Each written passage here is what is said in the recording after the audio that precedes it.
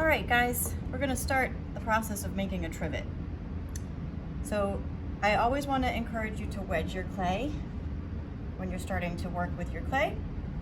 You always want to wedge it, even if it comes out of the package, to get any air bubbles out. So sort of like kneading bread. Just kind of rolling it on top of itself, bring it to a vertical, and wedge.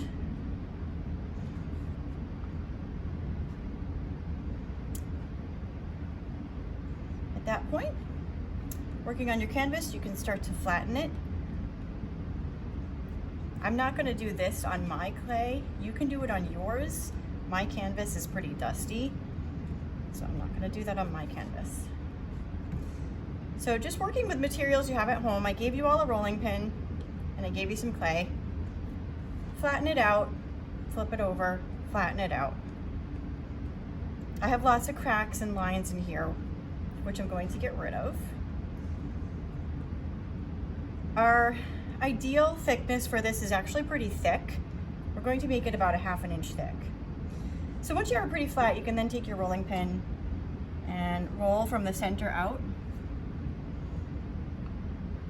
Do the same thing, gently flip it over and roll from the center out. That's gonna start to get rid of some of those cracks. Oh my God, are you kidding me? So as I start to roll it, I can, some of the cracks start to come out. By rolling it is also gonna pop out any air bubbles that you might have in there. So I have a variety of templates here, depending on the size that you want. I don't really have a size restriction or limitation for you. Anything you want is good. Just remember that the clay does shrink about 8%. So it's gonna be a little smaller than you initially start with. So you can take anything circular, square, I mean really, it doesn't have to be circle or square. And you can put it on there as a template and trace around it.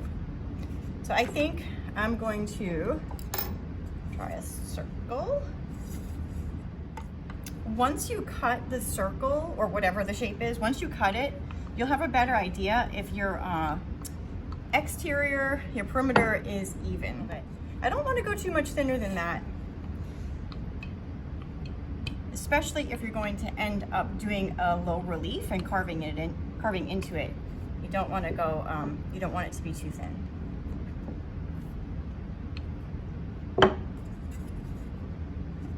There we go. It's pretty good. You can take, I didn't provide you with a pin tool at home, but anything sharp, a chopstick, a dowel, a knife if you have to, will work. And never rip the clay, always slice the clay. You can take off the extra.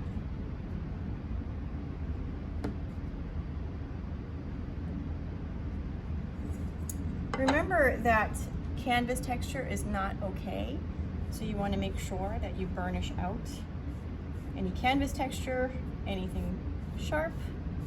I want you to spend a good amount of time really polishing your work. Shouldn't be any cracks or blemishes.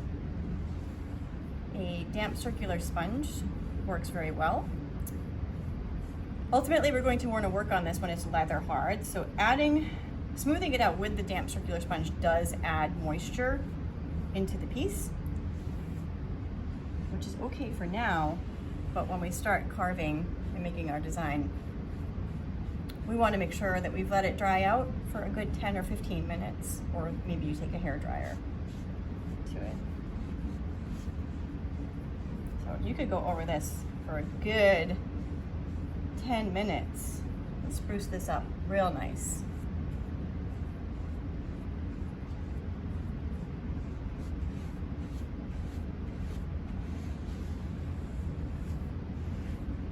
I don't want to pick it up because I'm going to get fingerprints in it, so I think I'll let it firm up a little bit, get a little more leather hard, then I'll flip it over and clean up the rest of it.